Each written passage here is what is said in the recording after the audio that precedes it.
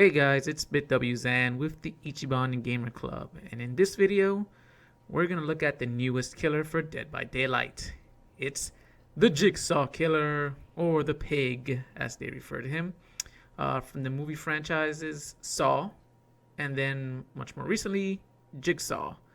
So, looking at the abilities, we can take a quick look at what they list for the character, and you can kind of see going down the list here, one of the big things this character has is the crouch ability, which apparently does not produce a terror radius, which is the heartbeat indicator that lets the survivors know when the killer is near.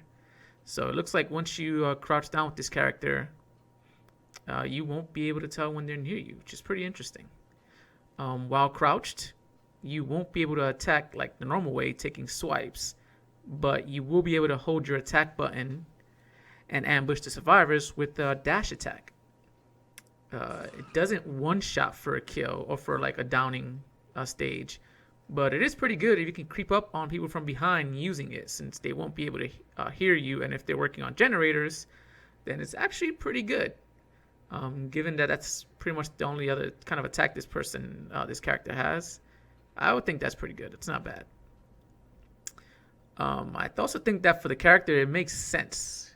I mean, in the movies, you never really see the pig man or pig woman attack all outright, like, you know, Jason or Mike Myers or anything like that.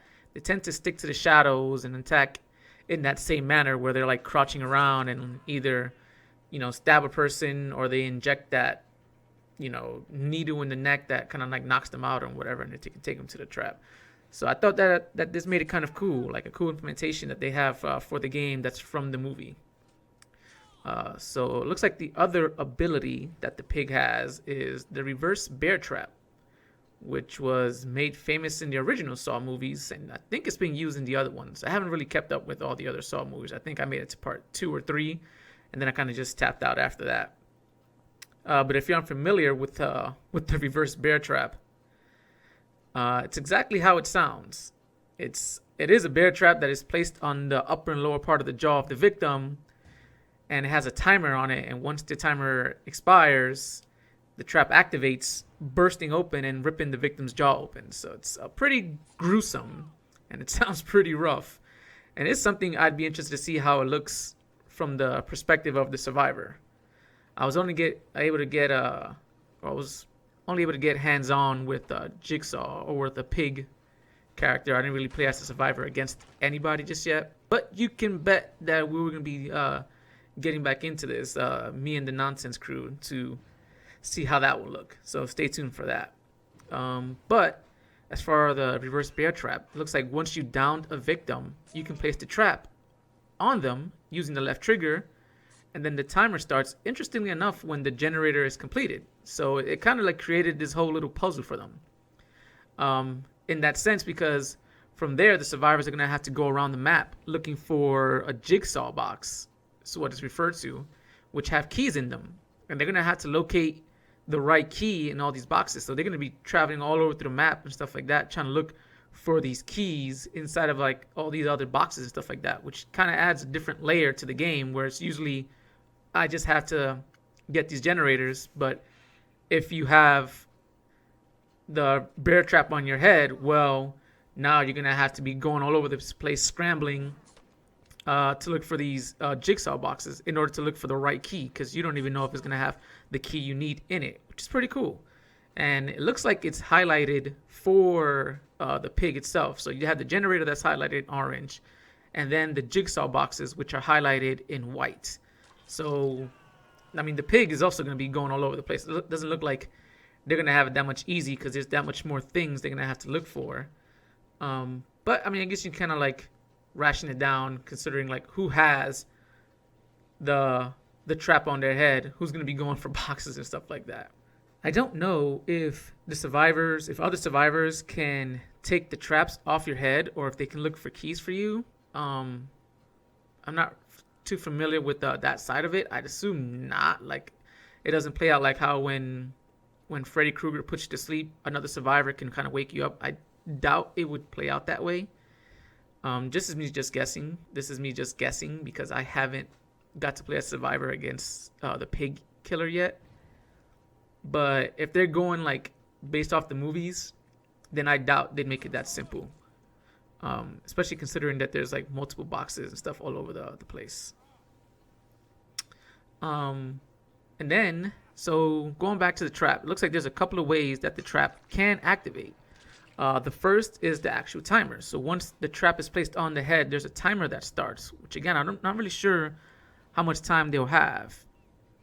But once the timer ticks down, if they haven't found the key in time, the trap will activate, killing the survivor and kind of making like a sacrifice. So it'd be the equivalent of being placed on the hook.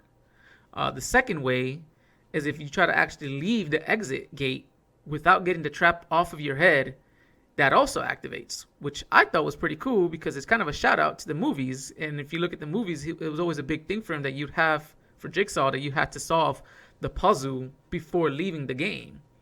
So I thought that was a pretty cool shout out, like for anyone who would try to leave without solving the puzzle. Again, like it's just those little things that they add to the game that makes it like, that much more awesome. It's much more cooler and stuff like that. But yeah, this is what is so awesome about Dead by Daylight. Like the fact that they I mean, the roster they have right now would be enough for anybody, but the fact that they keep adding more of these like A-list horror movie villains in their game, and the interesting ways they implement their abilities from the movies into the game is what I think is so good about it. Like they don't just be like, okay, well, we have enough monsters or that's it. They keep you guessing with like, okay, who's next? Like what other monster movie villain is going to be implemented in here? And even if you think like, oh, okay, well, maybe if this is the last one, I'd be interested to see how this game would do with the sequel, because I'm sure they can try to get other monsters in there. And it always kind of keeps you coming back. Like just when you think like, oh, okay, I kind of get the formula. I've played with all the villains already. I'll dip out for a bit. They drop these killers, a new killer that you're interested in. You're like, oh, I got to get back in here and see how this thing works out. So that's always pretty cool. And I can't wait to see who they come up with next. If you guys have any ideas about that, drop a comment down below. Let us know who you think is going to be coming out next for Dead by Daylight. And you can also expect myself and the Nonsense crew to be diving back into Dead by Daylight for these Jigsaw games in the foreseeable future. But this has been BitWZen with the Ichiban Gamer Club, talking the pig killer in Dead by Daylight. See you later, guys.